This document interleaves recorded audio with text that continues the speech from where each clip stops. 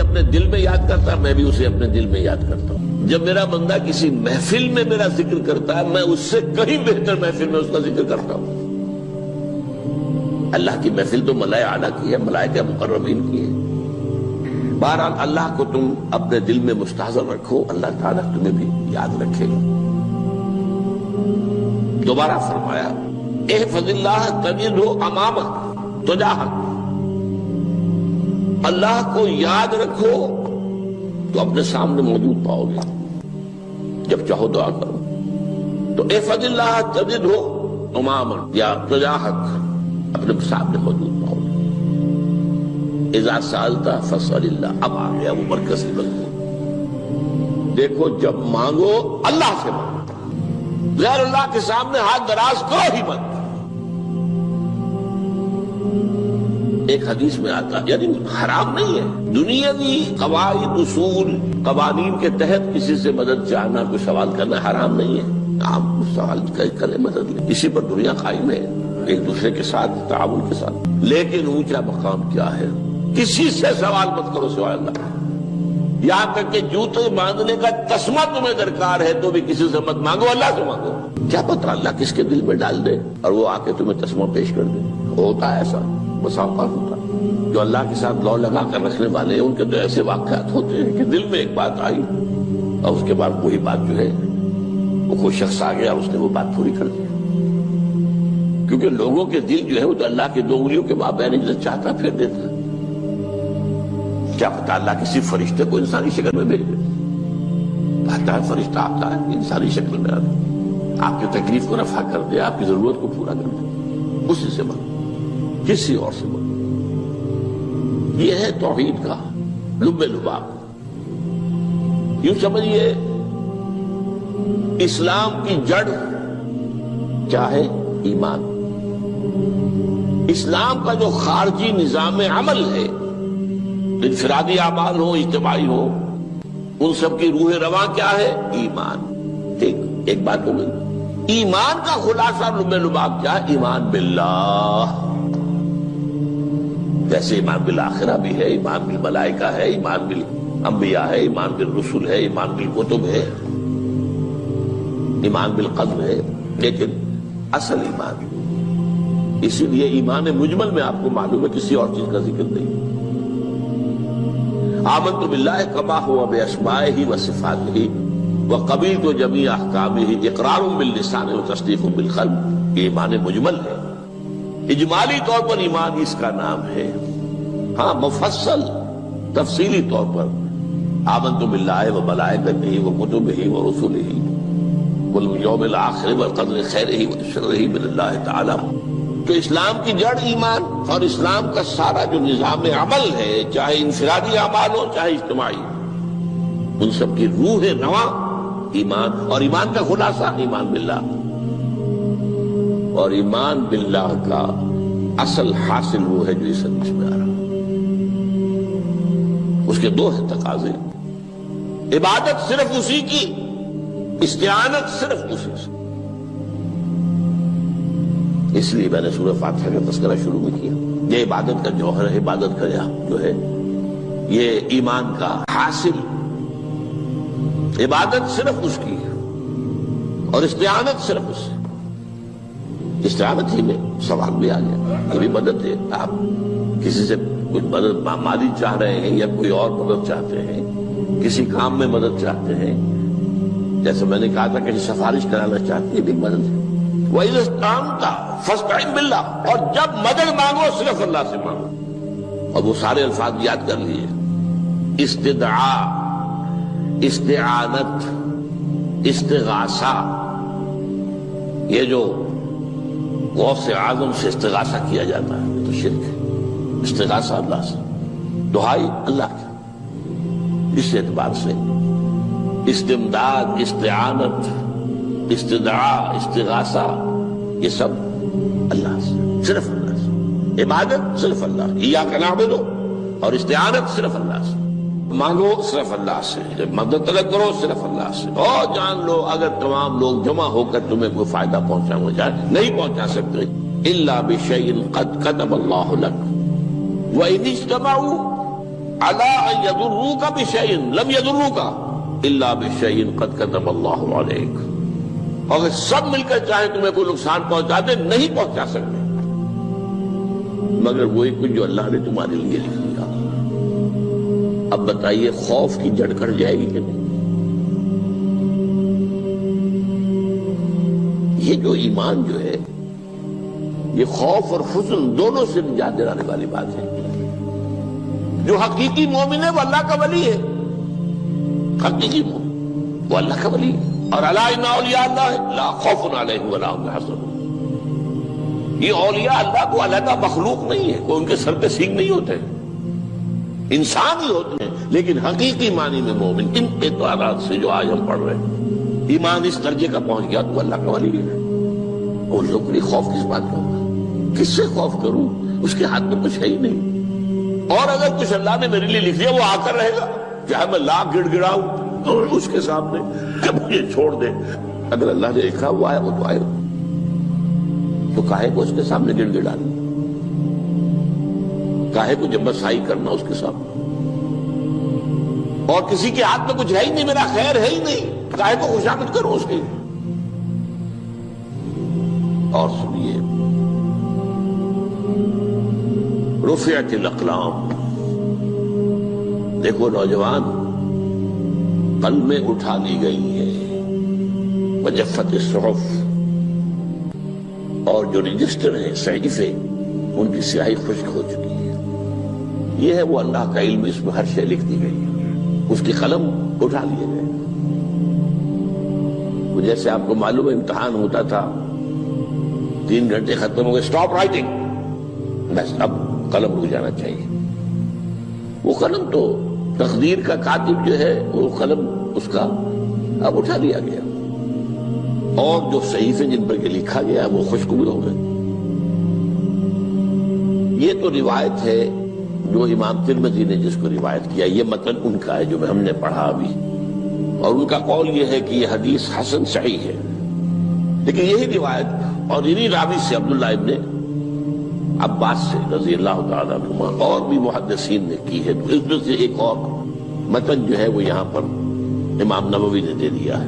احفظ اللہ تجدہ امامک، یہ تو پہلا وہ ٹکڑا تھا، وقت تو جاہک تھا، یہاں امامک ہے، امام مطلب ایک ہی ہے، اپنے سامنے پاؤ گے۔ اللہ کی حفاظت کرو، اللہ کو دل میں، اللہ کی یاد کو محفوظ رکھو، گویا کہ اللہ کو مستحضر رکھو۔ ذکر اللہ کے معنی کیا ہے؟ استحضار اللہ فی القلب، یہ ذکر اللہ ہے۔ جنہیں ہم ذکر سمجھ بیٹھے ہیں وہ ذکر کے ذریعے ہے۔ اقیم الصلاۃ لذکری، نماز قائم کرو میری یاد کے لیے، نماز ذریعہ ہے یاد کا۔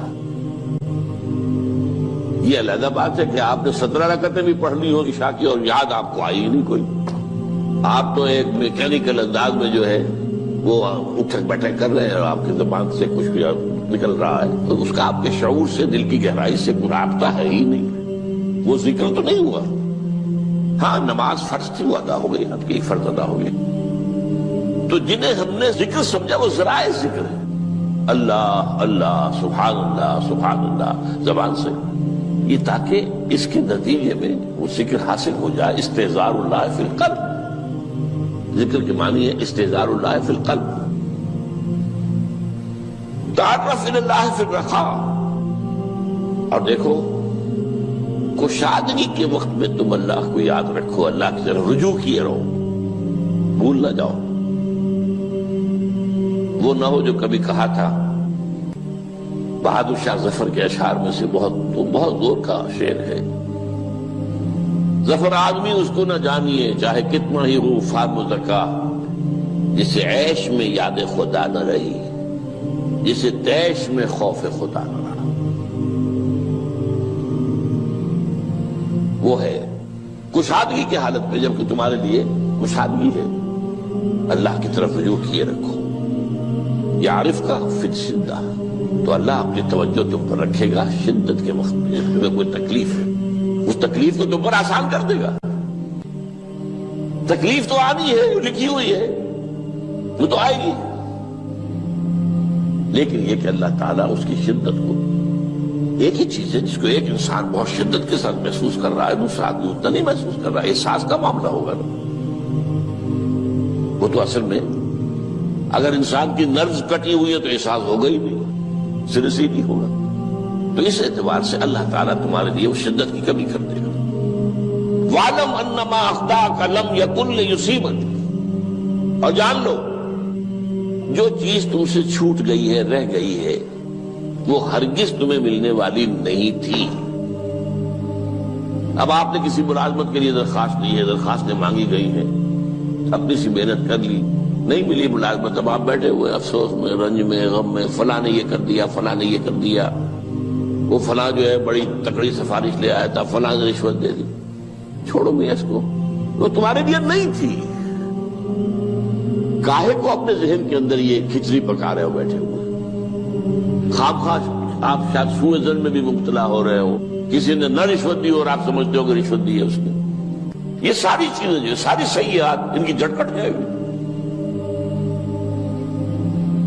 وَاعْلَمْ أَنَّمَا أَخْطَأَكَ لَمْ يَكُنْ لِيُصِيبَكَ وَمَا أَصَابَكَ، اور جو چیز تم پر آ گئی، لَمْ يَكُنْ لِيُخْطِئَكَ، ہو ہی نہیں سکتا تھا کہ وہ تم پر نہ آتی۔ یہ کر لیتا تو ہو جاتا، شاید یہ کر لیتا، میں نے ٹیکا پہلے لگوا دیا ہوتا تو یہ بات نہ ہوتی۔ بھائی وہ جو ہونا تھا وہ ہونا تھا۔ اب یہ وہ چیز ہے جس سے انسان میں کیفیت پیدا ہوتی، تسلیم و رضا۔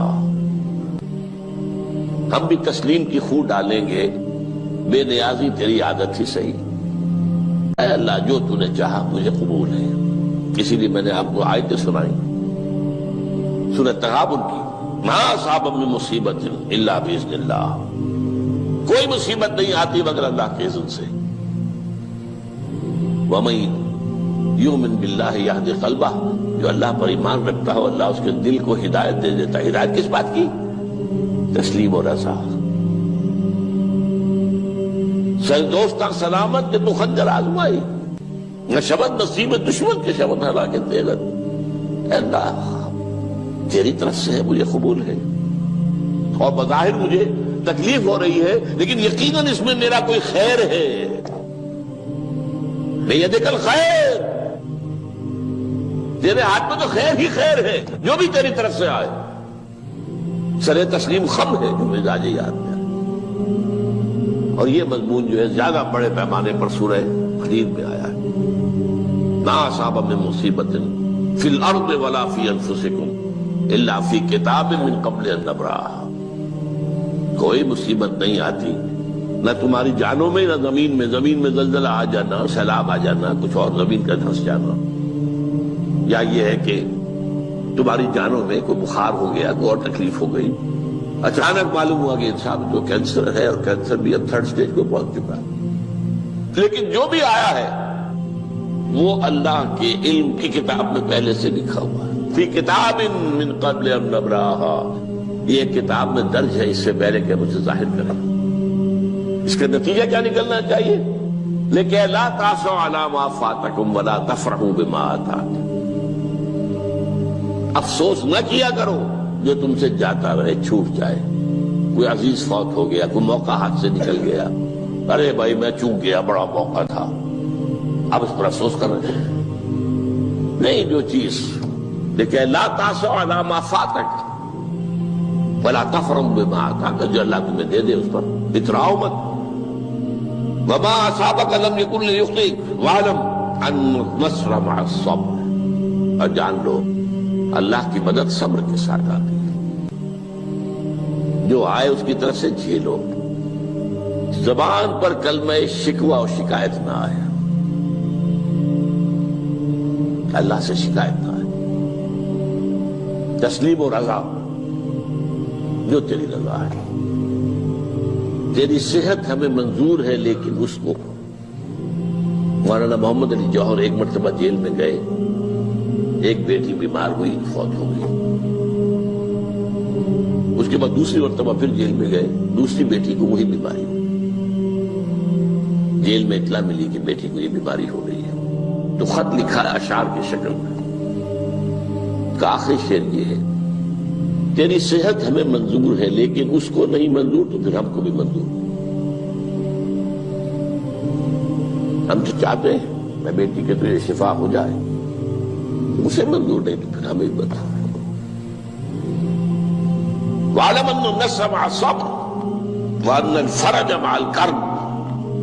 فرج، فراخی، کھل جانا کسی چیز کا، یہ ہے کرب کے ساتھ، تکلیف کے ساتھ، تکلیف ہوتی ہے ساتھ۔ اللہ نے قانون بنایا ہے دنیا کا۔ اب آپ اندازہ کیجئے بچے کی ولادت میں ماں کو کتنی تکلیف اٹھانی پڑتی ہے۔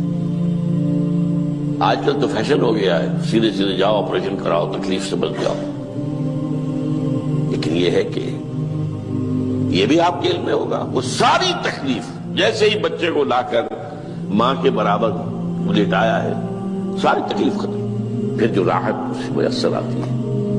ان الفرج مع الکرب وان مع العسر یسرا، اسی لیے میں نے وہ آیتیں بھی پڑھی تھی، ان مع العسر یسرا، ان مع العسر یسرا۔ اس دنیا میں یہ اللہ نے نظام بنایا ہے، سختیاں جھیلنی ہی ہوں گی۔ لقد خلقنا الانسان فی کبد، ہم نے انسان کو پیدا کیا مشقت کے اندر، مشقت تو کرنی پڑے گی۔ تقریباً آج کے دن حضرت عمر فاروق رضی اللہ تعالی عنہ پر قاتلانہ حملہ ہوا تھا، اس لیے کہ بعض روایات میں 26 ذی الحجہ کا تعین ہوا ہے، اور بعض میں الفاظ یہ آئے ہیں کہ ذو الحجہ کے 4 دن باقی تھے جس دن کے حضرت عمر رضی اللہ تعالی عنہ پر یہ قاتلانہ حملہ ہوا۔ حج سے واپسی کو ابھی چند ہی دن ہوئے تھے، اور اسی سفر حج کے دوران حضرت عمر رضی اللہ تعالی عنہ نے ایک موقع پر زمین پر لیٹ کر اور ہاتھ آسمان کی طرف پھیلا کر اللہ سے دعا کی تھی کہ پروردگار میری ذمہ داریاں بہت بڑھ گئیں، اب میرے اعضاء میں ضعف ہے، میں کمزوری محسوس کر رہا ہوں، رعیت بہت بڑھ گئی ہے جس کی ذمہ داری ہے، تو مجھے تو اپنے پاس بلا لے اور اٹھا لے اس سے پہلے کہ میں اپنی ان ذمہ داریوں کے بارے میں مسئول بن جاؤں اور ان کا حق ادا نہ کر۔ تو روایات میں آتا ہے کہ اس کے بعد چند ہی دن اس دنیا میں انہوں نے بسر کیے ہیں، اس کے بعد یہ قاتلانہ حملہ ہوا۔ 3 دن آپ زندگی اور موت کی کشمکش میں مبتلا رہے ہیں۔ ابو لولو فیروز ایک مجوسی ایرانی غلام تھا، حضرت مغیرہ ابن شعبہ کا رضی اللہ تعالی عنہ۔ حضرت عمر نے خاص قاعدہ بنایا ہوا تھا، غیر مسلموں کے مدینے میں داخلے پر پابندی تھی۔ حضرت مغیرہ ابن شعبہ نے خاص طور پر سفارش کر کے حضرت عمر سے اجازت حاصل کی ابو لولو فیروز کے لیے کہ اسے مدینے میں آ کر کام کرنے کی اجازت دی جائے، اس لیے کہ وہ بہت سے فنون سے واقف ہے۔ حضرت عمر نے اجازت دے دی۔ چند دنوں کے بعد وہ فریادی بن کر حاضر ہوا حضرت عمر رضی اللہ تعالیٰ عنہ کی خدمت میں کہ میرے آقا جو ہے حضرت مغیرہ ابن شعبہ رضی اللہ تعالیٰ عنہ وہ مجھ سے بہت زیادہ ٹیکس وصول کرتے ہیں، یعنی یہ معاملہ تھا کہ جو غلام ہوتے تھے وہ اپنا کام کرتے تھے لیکن اپنی آمدنی میں سے ایک حصہ وہ اپنے ان آقاؤں کو دیتے تھے کہ جن کی وہ غلامی میں تھے۔ تو حضرت مغیرہ ابن شعبہ نے جو مقدار مقرر کی 2 درہم روزانہ، اس پر اس نے احتجاج کیا کہ یہ بہت زیادہ ہے۔ حضرت عمر رضی اللہ تعالیٰ عنہ نے اس سے سوال کیا کہ تم کیا کیا کام جانتے ہو؟ جب اس نے گنوائے کہ میں یہ کام جانتا ہوں، تو حضرت عمر نے فیصلہ کیا کہ پھر یہ 2 درہم روزانہ زیادہ نہیں۔ اس پر وہ بہت غضبناک ہوا۔ حضرت عمر نے بھی اس سے ایک فرمائش کی کہ میرے لیے ایک ایسی چکی بنا دو جو ہوا سے چلتی ہو اور وہ آٹا پیسے۔ تو اس نے اسی غصے میں یہ کہا کہ ہاں آپ کے لیے تو میں ایسی چکی بناؤں گا جس کی یاد رہتی دنیا تک باقی رہے۔ اس پر حضرت عمر نے جب وہ چلا گیا تو جو لوگ مجلس میں حاضر تھے ان سے آپ نے فرمایا کہ یہ شخص مجھے قتل کی دھمکی دے گیا ہے۔ لیکن نوٹ کیجئے کہ اسلام نے جو نظام دیا ہے نوع انسانی کو، وہ نظام جو محمد الرسول اللہ صلی اللہ علیہ وسلم نے عطا فرمایا، اور جیسا کہ میں نے بارہا عرض کیا ہے کہ اگر اس کو پوری طرح شباب میں دیکھنا ہو، للی ان بلوم جسے کہتے ہیں انگریزی میں، ایک پھول پوری طرح کھل گیا ہو، اگر وہ نظام اس کیفیت میں آپ دیکھنا چاہیں تو وہ در حقیقت خلافت عمر فاروق کا دور ہے رضی اللہ تعالی عنہ۔ وہ تمام خصائص، وہ تمام برکات جو اس نظام میں ہیں، نظام عدل اجتماعی، وہ اپنے نقطۂ عروج پر نظر آتے ہیں حضرت عمر فاروق رضی اللہ تعالی عنہ کے عہد خلافت۔ اسی نظام کا ایک پہلو یہ بھی ہے کہ انسان طبعاً آزاد ہے، اس کی آزادی پر کوئی قدغن، کوئی بندش بغیر کسی ثبوت کے نہیں لگائی جا سکتی۔ خود حضور صلی اللہ علیہ وسلم کے زمانے کا ایک واقعہ ہے کہ کسی شخص کو، مدینے کے کسی شخص کو کسی شبہ میں گرفتار کیا گیا۔ حضور خطبہ دے رہے تھے کہ ایک شخص نے کھڑے ہو کر کہا کہ میرے پڑوسی کو کس جرم کی پاداش میں گرفتار کیا گیا۔ حضور نے اعراض فرمایا، اس کی بات کا نوٹس نہیں دیا، دوسری طرف آپ نے رخ کر لیا، وہ ادھر پھر آ گیا، اس نے پھر سوال کیا تو حضور نے فوراً حکم دیا کہ اس کو رہا کر دیا جائے۔ یعنی یہ کہ اگر کوئی ثبوت موجود نہیں ہے تو معلوم ہوا حضور صلی اللہ علیہ وسلم کے اس طرز عمل سے کہ پھر واقعتاً اس کو گرفتار رکھنا، اسیری میں رکھنا، محبوس رکھنا پھر یہ صحیح نہیں ہے، بلکہ اس کو رہا کر دیا جانا چاہیے۔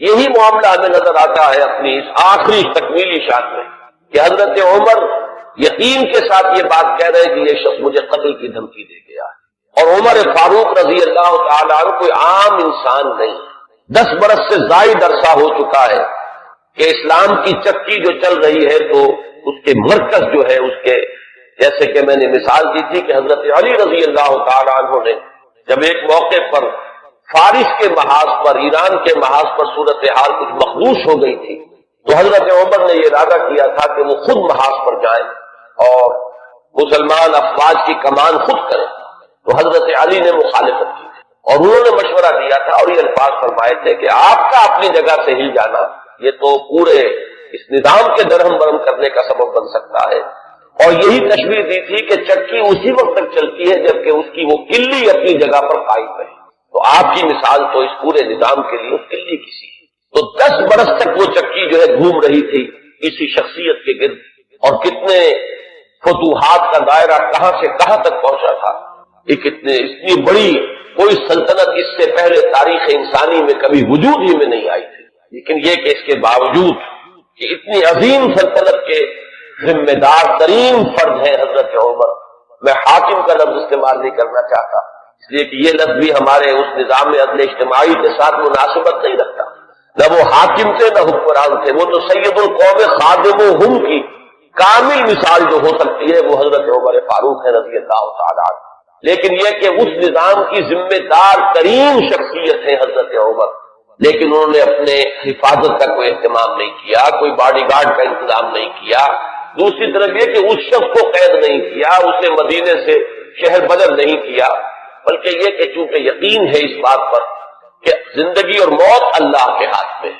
لہذا وہ ہمیں نظر آتا ہے کہ ایک طرف توکل اس کی یہ شان ہے، دوسری طرف فراست کا یہ عالم ہے کہ اس کے اس جملے کی بات آپ نے پالی ہے کہ یہ مجھے قتل کی دھمکی دے گیا ہے، تیسری طرف اسلامی نظام میں لوگوں کی آزادی کا جو عالم ہے وہ نمایاں ہو رہا ہے، ایک ایسے شخص کو جس کے بارے میں شک ہے اس کو گرفتار نہیں کیا جا رہا، اس کے خلاف کوئی تعلیمی کارروائی نہیں ہو رہی، بہرحال اس شخص نے چند ہی دن کے بعد فجر کی نماز جب حضرت عمر فاروق ادا کرنے کے لیے آگے بڑھے ہیں اور آپ نے نیت باندھی، یہ شخص پہلی صف میں موجود تھا اور اس کا خنجر جو ہے 2 دھاری خنجر، دونوں طرف اس کے جو ہے وہ دھار تھی، اس کو اس نے حضرت عمر رضی اللہ تعالیٰ عنہ پر جو وار کیے تو 6 وار حضرت عمر پر اس نے پے بپے کیے، حضرت عمر گر گئے رضی اللہ تعالیٰ عنہ۔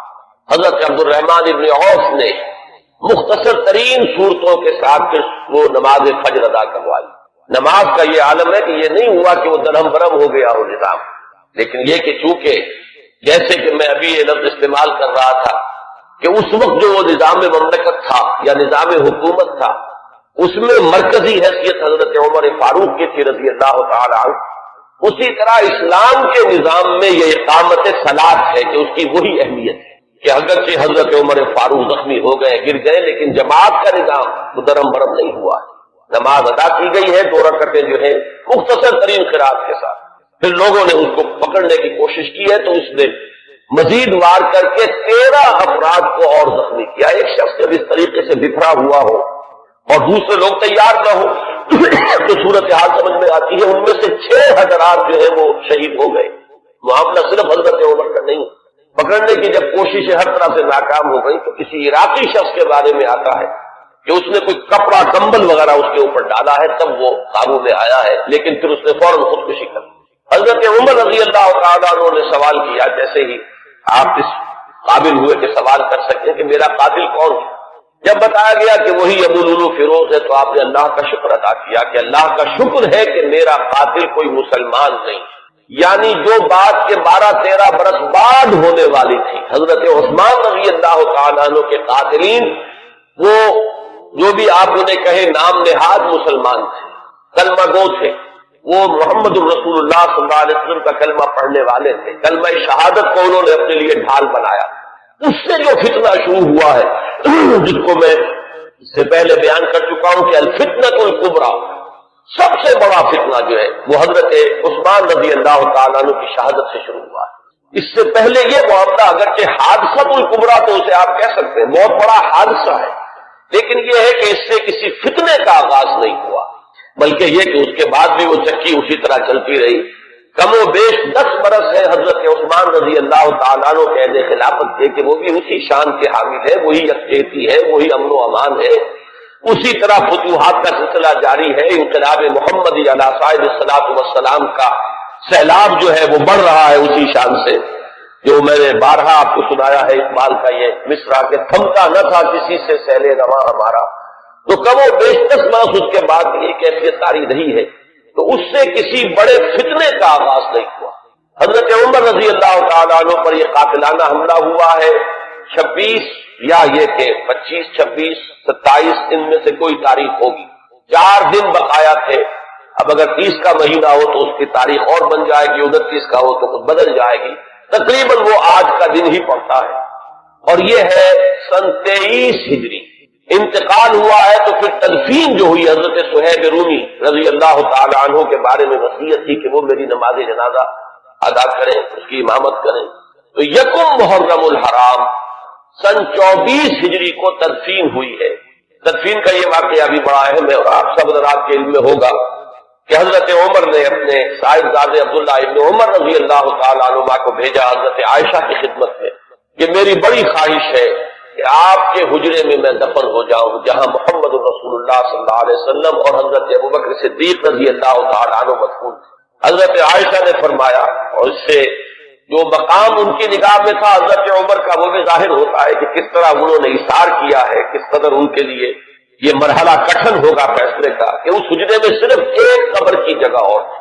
حضرت عائشہ نے فرمایا ام المومنین رضی اللہ تعالی عنہا کہ یہ جگہ میں نے اپنے لیے مخصوص کی ہوئی تھی، میں چاہتی تھی کہ میں خود یہاں دفن ہوں، اور اس میں کوئی حرج نہیں تھا، اس لیے کہ حضور دفن تھے وہاں، وہ آپ کے شوہر تھے، حضرت ابوبکر دفن تھے، وہ ان کے والد تھے، لیکن میں عمر کو اپنی ذات پر ترجیح دیتی ہوں، لہذا میں اجازت دیتی ہوں کہ حضرت عمر کو وہاں دفن کر دیا جائے۔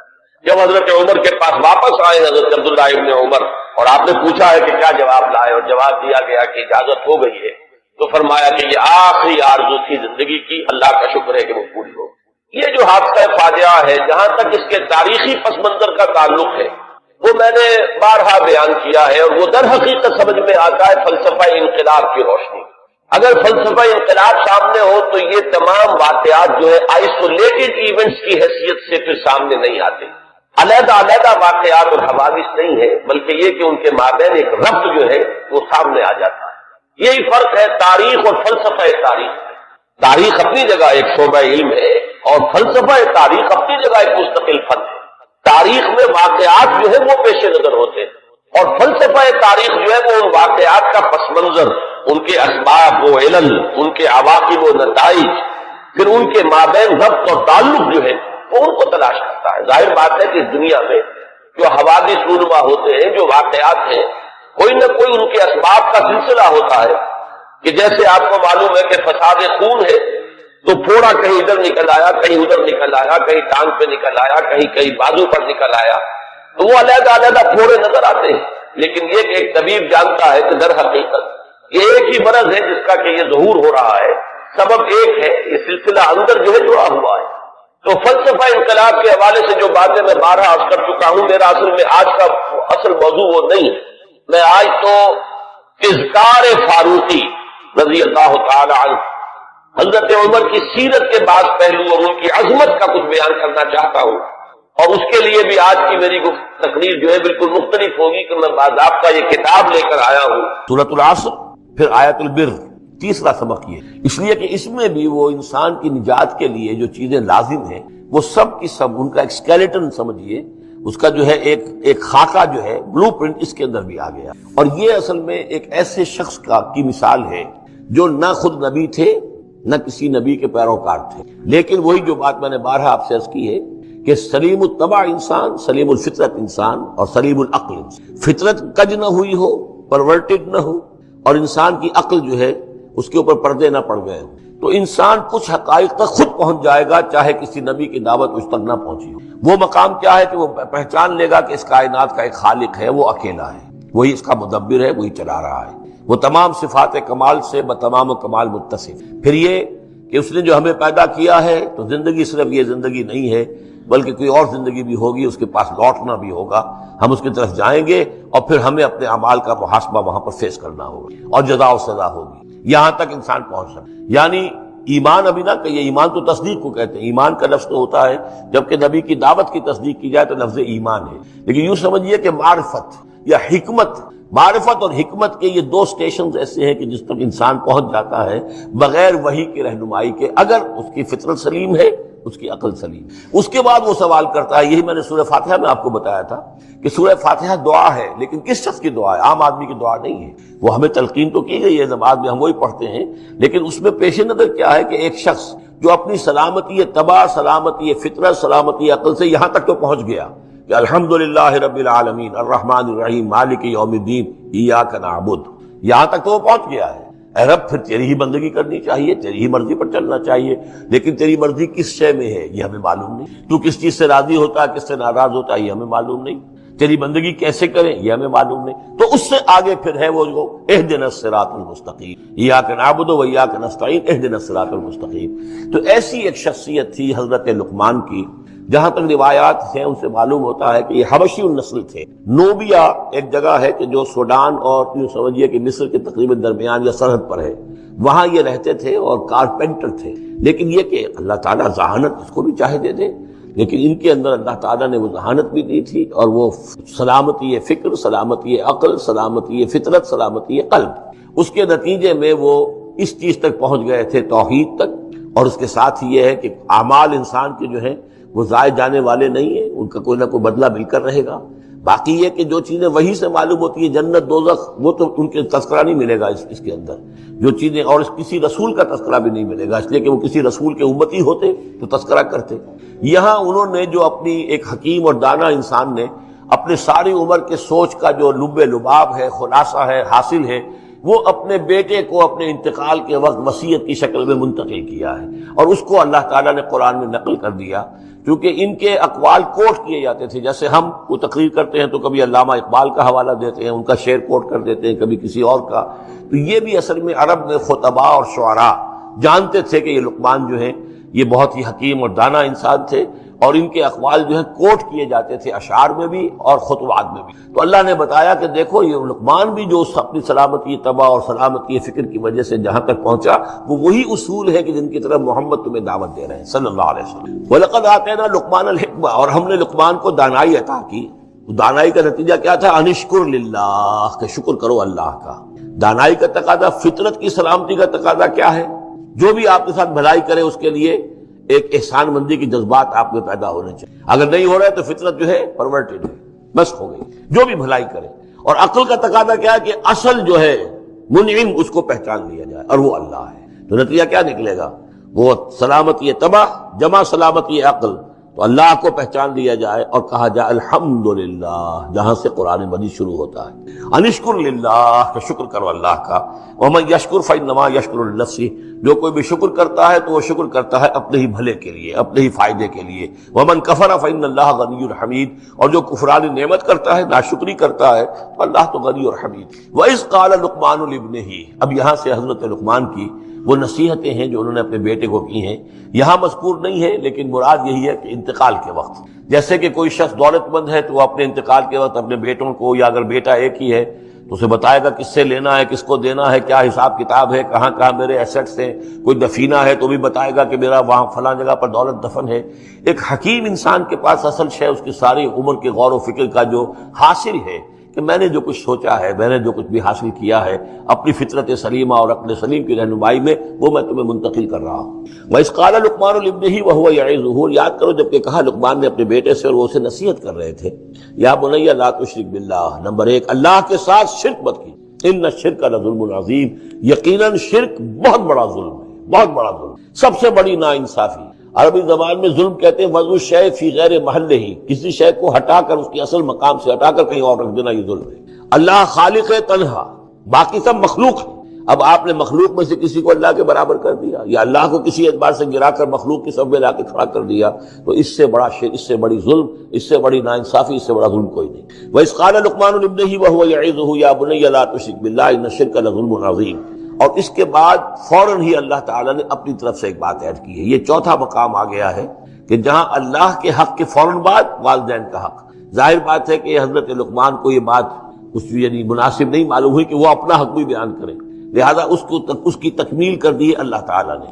وَوَصَّيْنَا الْإِنسَانَ بِوَالِدَيْهِ، اور ہم نے وصیت کی انسان کو اس کے والدین کے بارے میں، اور والدین میں سے بھی خاص طور پر والدہ، اس لیے کہ زیادہ مشقت وہ جھیلتی، زیادہ تکلیفیں بچوں کی پرورش میں ماں کو برداشت کرنی پڑتی۔ وَوَصَّيْنَا الْإِنسَانَ بِوَالِدَيْهِ حَمَلَتْهُ أُمُّهُ وَهْنًا عَلَى وَهْنٍ، اسے اٹھائے رکھا، وہ جو حمل ہے اس کے اپنے جسم کے اندر اٹھائے رکھا اس نے اس کو، وَهْنًا عَلَى وَهْنٍ، کمزوری پر کمزوری جھیل کر، وَفِصَالُهُ فِي عَامَيْنِ، پھر اس کا دودھ چھڑانا ہوا 2 سال میں سے، پھر یہ کہ پہلے 9 مہینے تو جونک کی طرح اس کے جسم کے اندر خون چوستا رہا، اور اس کے بعد پھر جو ہے دودھ اس کا جو ہے پیا ہے تو وہ بھی اس کی توانائیاں اور اس کی قوت ہی ہے کہ جو دودھ کی شکل میں اس کے لیے غذا بنی ہے۔ ان اشکر لی ولوالدیک، کہ شکر کرو میرا اور اپنے والدین کا، الی المصیر، اور میری طرف تم کو لوٹ کر آنا ہے۔ اب دیکھیے جیسے میں نے وہاں عرض کیا تھا کہ سورہ عنکبوت میں اور اس میں بڑی مناسبت ہے ان دو میں، وہ مضمون اب یہاں بھی آ رہا ہے کہ اگر یہ 2 حق ٹکرا جائیں، ایک حق اللہ کا ہے شرک نہ کیا جائے، ایک حق والدین کے ساتھ حسن سلوک ہے، اب یہ ٹکرا گئے، والدین کہہ رہے ہیں شرک کرو، اب کیا کریں؟ وَإِن جَاهَدَاكَ عَلَىٰ أَن تُشْرِكَ بِي مَا لَيْسَ لَكَ بِهِ عِلْمٌ، اگر وہ تم سے جہاد کریں، تم پر دباؤ ڈالیں، تم سے لڑیں، تم سے جھگڑیں اور تمہیں مجبور کریں کہ تم شریک کرو اور شرک کرو میرے ساتھ ایسی چیز کا کہ جس کا تمہارے پاس کوئی علم نہیں ہے، فَلَا تُطِعْهُمَا، تو ان کا کہنا مت مان۔ وہاں پر بھی یہ مضمون آ چکا، یہاں دوبارہ آ گیا کہ ان کے حقوق ایک حد تک ہیں، اس سے آگے بڑھ کر وہ اللہ کے حقوق پر ڈاکہ ڈالنے لگے، بازی بارش بابا ہم بازی، ان کے حقوق اللہ کے حقوق کے برابر نہیں ہو سکتے، ان کے حقوق اللہ کے حقوق سے فائق نہیں سکتے، اس کے نیچے تو شرک نہیں۔ البتہ یہاں یہ ذہن میں رکھیے کہ شرک صرف بت پرستی کو نہیں کہتے، لا تشرک، شرک کی کوئی قسم بھی ہو، اب اللہ کے کسی ایک حکم کو اگر والدین کہتے ہیں توڑو، اس کا کیا مطلب ہے؟ یہ شرک کا حکم دے رہے ہیں، اس لیے کہ آپ نے والدین کے کہنے پر اللہ کے حکم کی خلاف ورزی کی، اس کا مطلب ہے کہ آپ نے مطاع اور معبود والدین کو بنا لی۔ نفس کے کہنے پر آپ حرام کے اگر منہ مار رہے ہیں تو آپ کا جو حرام جو دولت ہے وہ آپ کا معبود ہے، اور آپ کا نفس آپ کا معبود ہے۔ ارأیت من اتخذ الہہ ہواہ، کیا تم نے دیکھا اس شخص کو جس نے اپنی خواہش نفس کو اپنا معبود بنا لیا؟ تو شرک کا مفہوم جو ہے اس کا پورا وسیع مفہوم، اور جیسا کہ اس سے پہلے بھی تذکرہ ہو چکا ہے، اس پر الحمدللہ کہ میں نے تقریباً 20 سال پرانی بات ہے یہ کہ میں نے اقسام حقیقت و اقسام شرک پر 6 گھنٹے کے کیسٹس جو ہیں میرے وہ ریکارڈڈ ہیں اور موجود ہیں، تو اس حوالے سے اس کو یہ نہیں سمجھنا چاہیے کہ شرک سے مراد صرف بت پرستی ہے۔ لیکن دیکھیے یہ ہے اللہ تعالیٰ کی تعلیم، اس کے اندر کیا توازن ہے۔ اس کا یہ مطلب نہیں ہے کہ والدین کے سارے حقوق ہی ساقط ہو گئے۔ اگر والدین مشرک ہیں، تمہیں شرک کرنے کا حکم دے رہے ہیں تو ان کا یہ حکم تو نہیں مانو گے، لیکن ان کے ساتھ حسن سلوک پھر بھی کرنا۔ والد تو ہے نا، وہ والدہ تو ہے نا، وَصَاحِبْهُمَا فِي الدُّنْيَا مَعْرُوفًا، دنیا میں ان کے ساتھ رہو بہتر انداز میں، صحیح انداز میں، خدمت ان کی کرو، اگر انہیں ضرورت ہے تو اپنا مال ان پر خرچ کرو۔ اس کے اندر یہ نہیں ہوگا کہ سارے حقوق ساقط ہو گئے، اب انہیں گالیاں دینی شروع کر دو یا ان کو جو ہے ستانا شروع کر دو، نہیں۔ لیکن اگر وہ اللہ کے حکم کے خلاف کوئی حکم دیتے تو مت مانو۔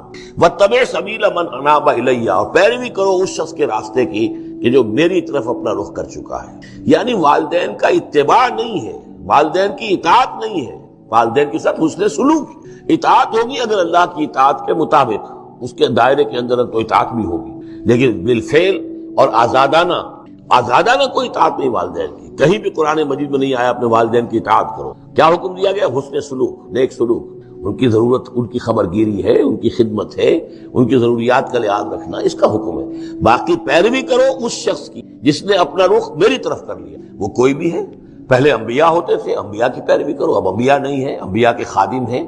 انبیاء کی امتوں میں جو شخص بھی اٹھا ہے دین کی دعوت لے کر، جس نے اپنا رخ کر لیا ہے، جس نے کہا میں چل رہا ہوں اللہ کے راستے میں، کون میرا ساتھی بنتا ہے، تو پیروی کرو اس کی۔ واتبع سبیل من اناب الی، پیروی کرو اس شخص کے راستے کی جس نے اپنا رخ میری طرف کر دیا۔ ثم الی مرجعکم، پھر میری ہی طرف تم سب کا لوٹنا ہے، والدین بھی یہی آ جائیں گے میرے پاس، تم بھی آ جاؤ۔ فَأُنَبِّئُكُم بِمَا كُنتُمْ تَعْمَلُونَ، پھر میں تمہیں جتلا دوں گا جو کچھ کہ تم کرتے رہے تھے۔ اب یہاں بیچ میں جو آ گیا اللہ کی طرف سے آ گیا، یعنی حضرت لقمان کی نصیحت صرف ابھی ایک آئی تھی، یا بنی لا تشرک باللہ ان الشرک لظلم عظیم، اے میرے بچے شرک مت کرنا اللہ کے ساتھ، اس لیے کہ شرک جو ہے بہت بڑا ظلم ہے، بہت بڑی ناانصافی۔ دوسری وصیت ان کی کیا ہے، یا بنی انہا ان تک مثقال حبۃ من خردل فتکن فی صخرۃ او فی السماوات او فی الارض یأت بہ اللہ ان اللہ لطیف خبیر، اے میرے بچے عمل، خواہ وہ نیکی کا ہو خواہ بدی کا ہو، انہا ہا کی ضمیر ہے عمل کی طرف، عمل خواہ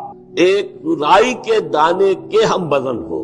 اب یہ سب سے چھوٹی چیز، رائی کا دانہ، فتیلہ، نقیرہ، یہ تین چیزیں آتی ہیں قرآن مجید میں عام طور پر چھوٹی شے کے لیے، لا یظلمون فتیلہ، لا یظلمون نقیرہ، اور یہ کہ رائی کا دانہ، رائی کا دانہ بہت چھوٹا، تو چاہے وہ نیکی یا بدی ہو رائی کے دانے کے ہم وزن، اور پھر فتکن فی صخرۃ، وہ کسی پہاڑ کی کسی چٹان کے پیٹ میں جا کر، کسی کھو کے اندر جا کر وہ عمل کیا گیا ہو، اور فی السماوات، یا آسمانوں میں کیا گیا ہو، اب تو آسمانوں میں ہے نا، آپ خلا میں جا کر وہ عمل کر رہے ہیں، تو پھر اب تو انسان جو ہے وہاں تک پہنچ گیا ہے، اور فی الارض، یا زمین کے پیٹ میں گھس کر کیا گیا ہو، یأت بہ اللہ، اللہ اسے لے آئے گا۔ یعنی انسانی اعمال، انسان اشرف المخلوقات ہے، اور انسانی اعمال ایسی گھٹیا چیز نہیں ہے کہ ایسے ضائع کر دے اللہ، چاہے وہ نیکی ہے چاہے بدی۔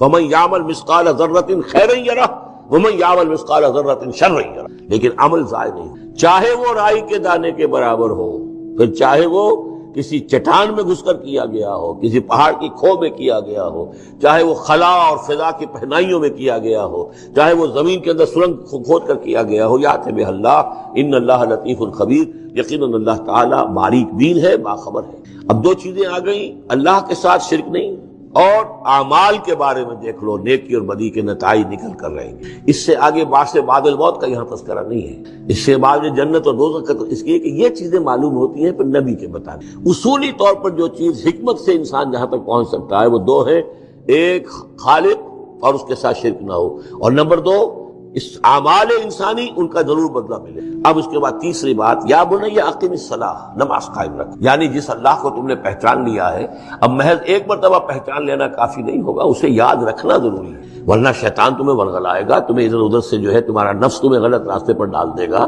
جب تک کہ یہ ایمان باللہ مستحضر نہ رہے ذہن۔ اور ایمان باللہ کو مستحضر رکھنے کے لیے ذکر ہے جو ہم پڑھ چکے ہیں، اتل ما اوحی الیک من الکتاب واقم الصلاۃ ان الصلاۃ تنہی عن الفحشاء والمنکر۔ لہذا اب نماز کون سی تھی وہ ہم نہیں جانتے، لیکن کوئی ذریعہ ایسا ہونا چاہیے کہ تم اللہ کو یاد کیا کرو۔ یا بنی اقم الصلاۃ، اور نمبر 4 وامر بالمعروف وانہی عن المنکر، اور نیکی کا حکم دو اور بدی سے روکو۔ یہ بھی تمہاری ذمہ داریوں میں سے ہے، یہ بھی انسان کی، یوں سمجھیے کہ اس کی انسانیت، اس کی شرافت، اس کی مروت کا تقاضا ہے کہ وہ اپنے جو ابنائے نو ہیں، جو بھی انسان ہیں، ان کی بھلائی کے لیے کوشاں ہوں، اور سب سے بڑی بھلائی ان کی اور سب سے بڑی خدمت یہی ہے کہ انہیں برائیوں سے روکا جائے اور بھلائیوں کی دعوت دی۔ وَاصْبِرْ عَلَىٰ مَا أَصَابَكَ، اور یہ بھی جان لو کہ اگر یہ امر بالمعروف اور نہی عن المنکر کرو گے تو تکلیفیں آئیں گی، مصیبت آئیں گی۔ پسند تو کسی کو نہیں ہے کہ آپ اس پر تنقید کریں۔ اگر آپ کسی بچے کو بھی سڑک پر کھیل رہا ہو، گلی میں کھیل رہا ہو، اگر آپ اس سے کہہ دیں کہ بیٹے یہ کوئی کرکٹ کھیلنے کی جگہ نہیں ہے، کسی کی گاڑی کا شیشہ توڑو گے تم، تو آپ دیکھ لیجئے پھر کیا آپ کا وہ اس کو کیا جواب دے گا آپ کو۔ اسی لیے آپ بولتے ہی نہیں ہیں کہ اپنی عزت لے کر وہاں سے نکل جائیں، تو کسی کو بھی نصیحت پسند نہیں ہے، حق کڑوا ہے، لہذا آپ اگر حق کہنا ہے اور نصیحت کرنی ہے تو پھر تیار رہو کہ وہ ممکن ہے تمہیں پلٹ کر گالی دے دے، وہ کہے کہ تم پہلے ذرا اپنے دامن کو دیکھو تمہارے کتنے دھبے ہیں۔ اب جو بھی ہو برداشت کرو، اور اگر کوئی بڑی بات ہے، اگر فرعون کے سامنے جا کر حق کہو گے تو وہ تو کہے گا کہ میں تمہیں جیل میں ڈالوں گا۔ تو اس طریقے سے یہ وَاصْبِرْ عَلَىٰ مَا أَصَابَكَ